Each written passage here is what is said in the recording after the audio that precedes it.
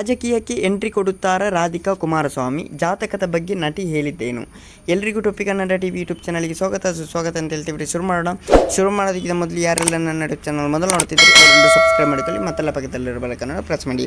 ಎವ್ರಿಗ್ರೀನ್ beauty ಎಂದೇ famous ಆಗಿರುವ ರಾಧಿಕಾ ಕುಮಾರಸ್ವಾಮಿ ಹಲವು ವರ್ಷಗಳ ಗ್ಯಾಪ್ ಬಳಿಕ ಸಿನಿಮಾಕ್ಕೆ ಮತ್ತೆ ಮರಳಿ ಸೂಪರ್ ಹಿಟ್ ಚಿತ್ರಗಳನ್ನು ನೀಡುತ್ತಿದ್ದಾರೆ.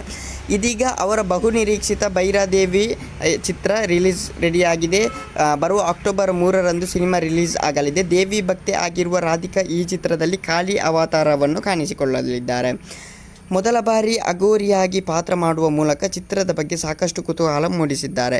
ಈ ಸಮಯದಲ್ಲಿ ನಟಿ ಮಾಧ್ಯಮಗಳಿಗೆ ಸಂದರ್ಶನ ನೀಡಿದ್ದು ತಮ್ಮ ಬದುಕಿನ ಹಲವು ಮಜಲುಗಳ ಬಗ್ಗೆ ತೆರೆದಿಟ್ಟಿದ್ದಾರೆ.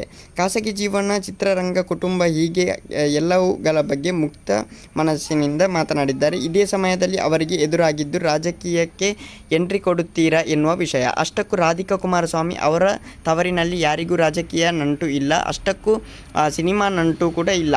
ಆದರೂ ರಾಧಿಕಾ ಅವರು ಸಿನಿಮಾಕ್ಕೆ ಎಂಟ್ರಿ ಕೊಟ್ಟು ದೊಡ್ಡ ಮಟ್ಟದಲ್ಲಿ ಗುರುತಿಸಿಕೊಂಡಿದ್ದಾರೆ. ಆದರೆ ರಾಧಿಕಾ ಅವರಿಗೆ ರಾಜಕೀಯದ ಎಂಟ್ರಿ ಬಗ್ಗೆ ಪ್ರಶ್ನೆಗಳು ಸಹಜವಾಗಿ ಕೇಳಲಾಗುತ್ತಿದೆ.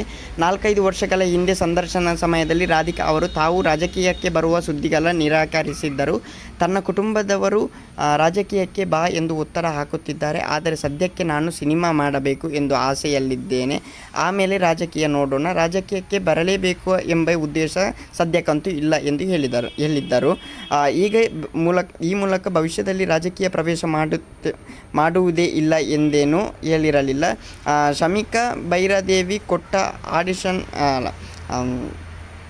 ಆದರೆ ಈಗ ರಾಧಿಕಾ ಅವರ ನಿಲುವು ಸ್ವಲ್ಪ ಭಿನ್ನವಾಗಿದೆ. ರಾಜಕೀಯಕ್ಕೆ ಎಂಟ್ರಿ ಕೊಡುವ ಮುನ್ಸೂಚನೆ ಕೊಟ್ಟಿದ್ದಾರೆ. ಇಲ್ಲಿವರೆಗೂ ಸಿನಿಮಾದ ಬಗ್ಗೆ ಗಮನ ಹರಿಸಿದ್ದೆ, ಆದರೆ ಹಣೆಬರಹ ಏನು ಎಂದು ಹೇಳಲಾಗುವುದಿಲ್ಲ ಎಂದು ಹೇಳಿದ್ದಾರೆ. ಓಕೆ ಗೈಸ್, ಮುಂದಿನ ವಿಡಿಯೋದಲ್ಲಿ ಸಿಗೋಣ. ಅಲ್ಲಿ ಲೈಕ್, ಶೇರ್, ಸಬ್ಸ್ಕ್ರೈಬ್ ಮಾಡಿ ಅಂತ ಹೇಳ್ತಲ್ಲ.